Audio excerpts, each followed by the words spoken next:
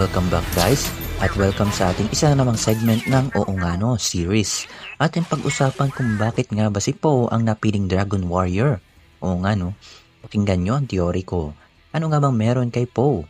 Bakit nga ba siya ang chosen one at gaano siya kakaiba sa mga kasama niya? Alam naman natin na pinili ni Master Oogway si Po bilang ang Dragon Warrior at ang lahat ay hindi makapaniwala sapagkat wala siyang alam sa Kung Fu at ang hugis ng kanyang katawan ay isang malaking problema. Ikumpara natin siya sa 2019 Boxing Championship na si Anthony Joshua at kinalaban niya si Andy Ruiz Jr. Sa tingin pa lang alam niyo na kung ano mangyayari sa laban. Pero alam niyo bang si Andy Ruiz ay meron ng 33 wins at 2 lang ang kanyang defeat.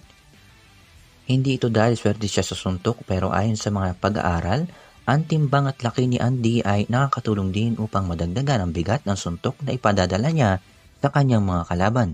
Sabi nga sa physics, force is equal to mass times acceleration. Meron ka ng mas malakas na suntok at maaaring ang hugis ng kanyang pangangatawan ay nakakatulong din kay Po. At hindi lang yun sapagkat kaya rin niyang higupin ang enerhiyang tumatama sa kanya. Alam niyo bang ang mga baby pandas ay ilang beses nang nahuhulog sa lupa mula sa matataas na lugar? At ayon sa ilang zookeepers, karamihan sa kanila walang man lang sugat o sakit na naramdaman. At ayon uli sa pag-aaral, ang dagdag taba o bigat ng katawan ay nakakatulong upang mabawasan ang sugat o injury na matatamo. At ito ay halos nakikita natin sa tuwing nakikipaglaban o tinatamaan si Po sa kanyang mga pelikula. Isa siguro sa mga katanungan nyo ay tamad at kain lang naman ang kain ng mga panda. Bakit siya ang pinili? Mahina ang metabolismo ng mga panda at maigsi ang kanilang digestive tract na para lamang sa pagkain ng karne. Pero ginugugol nila ang 10 oras nila sa pagkain lang ng bamboo para lang makuha ang nutrisyon na kailangan nila. Kaya mababa ang hormones nila na tinatawag na tyrosine para magkaroon ng enerhiya. Anong koneksyon nito kay Po? Hindi kumakain si Po ng bamboo dahil ang kinakain niya ay halos kahit ano. Gaya na lang ng dumplings, tinapay at tofu. At alam niyo bang puno ito ng mataas na tyrosine? Kaya hindi siya ordinaryong panda. Ngayon, bakit nga ba hindi pinili ni Master Oogway ang isa sa mga Furious 5? Dahil mas alam nila ang Kung Fu. At sa nadiscover ko, sabihin na nating alam nila ang Kung Fu pero hindi nila alam kung ano ang nararapat na estilo. Ang Kung Fu ay may iba't ibang uri yan, gaya ng Shaolin Animal Styles. Ito ang tiger, monkey, crane, snake at mantis.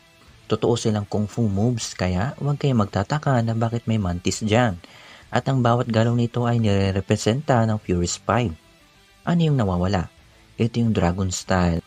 Isa sa mga nakita ni Oogway ang galaw at pagiging flexible ni Po. At isa ito sa mga iniinsayo sa totoong Dragon Style Kung Fu.